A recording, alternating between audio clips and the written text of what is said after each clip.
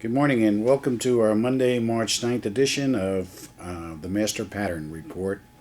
I'm Dr. Bob Flower, your host. Okay, first off, let's look at the analysis for our predictions for last week. We had a direct hit last Thursday on the 5th with the S&P making a huge move down. The Japanese yen is still dropping with some resistance at 100. We almost hit that point, and we're still looking to take out our position at just below 100. So that's looking pretty good. The Australian dollar is holding last week's levels, and oil is still moving up slowly at this point, but it's moving. So far we're doing pretty good. Interest rates are up again, very small, but they are moving up. So we're holding all positions, and as of right now, we haven't taken any of our profits, and so far everything is at a profit, continuing from last week.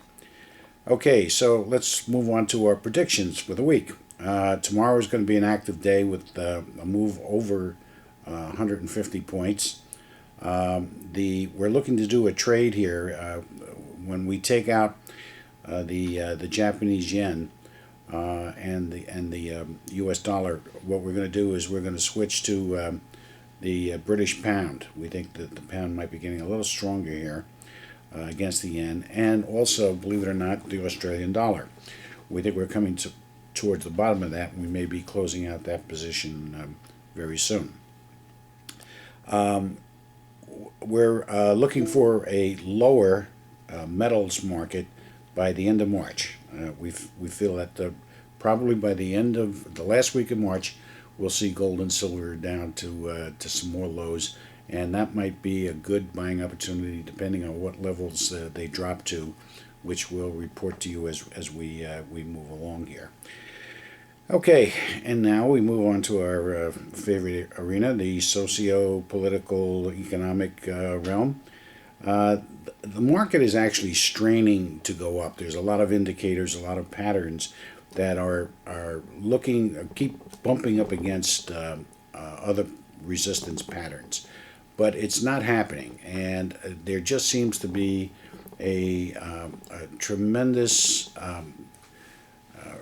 rejection on the part of the energies involved. It seems like we're very polarized at this point in time, and that translates, when you look at it socially or politically, it translates to this clash of cultures that we're getting in our country relative to socialization, democracy, and whatnot, liberal and conservative and whatnot.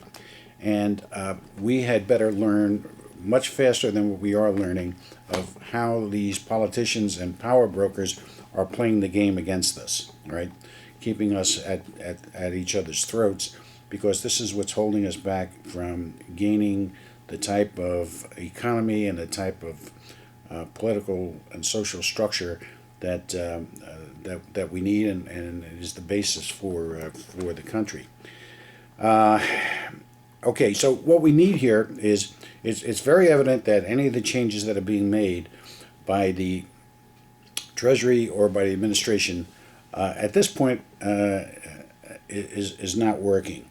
We need something more immediate to get the market going, and something similar, as simple as perhaps the uptick rule needs to be put in place. And God knows, I don't know why they're doing that, who the manipulators are behind this, but these guys ought to be shot, castrated, and that's just the beginning.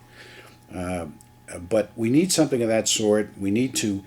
I don't think that mark to market needs to be eliminated. I think that would be a bad move. But what they can do instead of that would be to drop the banking requirements, their capital requirements percentage, which would in effect do the same thing and loosen up a lot of the capital. Banks are not lending because they're afraid of insolvency, and the more money they put out, the worse it is for their books.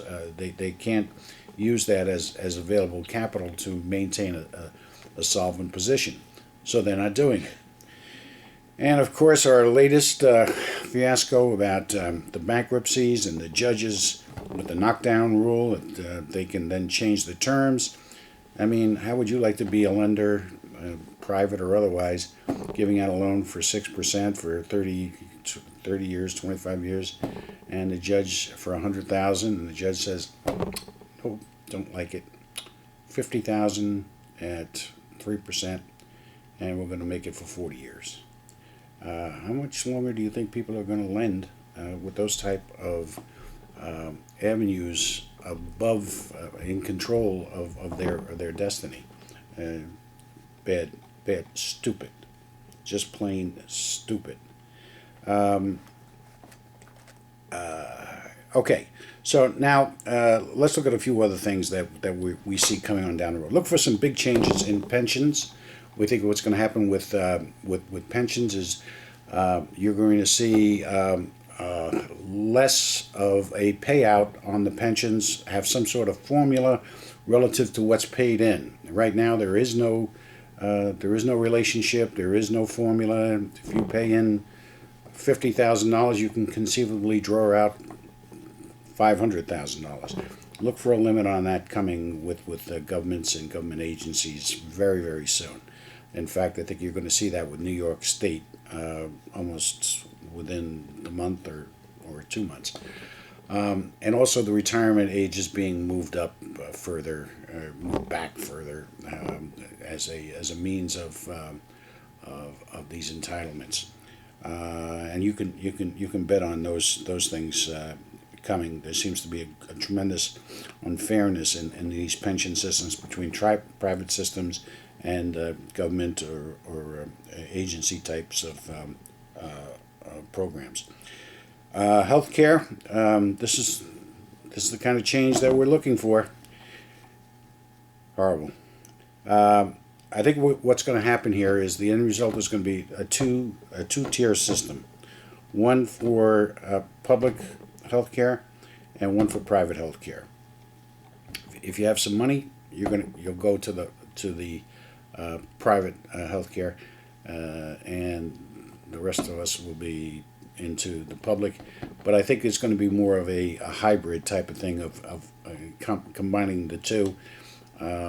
The private payment program will be the best because it will limit the amount of expense, the rising costs of medical expenses, because people are going to be more conscientious about paying their bills, okay? Because they're paying part of it.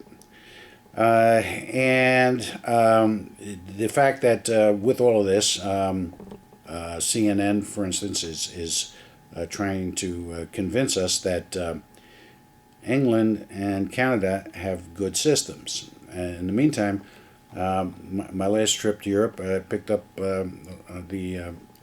I think it was the Financial Times, and read about the gentleman who was pulling his own teeth because he couldn't get into the English dentist. So you be the judge of whether that's good or bad, and your judgment will come when you're sick. Socialism is moving in, and it's very, very bad for the economy. This is no way to go, and you need to speak up. We get the names and the email addresses of your representatives and send them those quick blurs as often as you can. Tell them how stupid they are and how little you think of them, and how you want them to listen to you instead of you listening to their bull crap every day. All right? Real estate is rapidly reaching the tipping point, and we're going to report more on that within the next 2 weeks. It's coming. www.decodingpotential.com. This is Dr. Bob Flower. Have a great week, folks.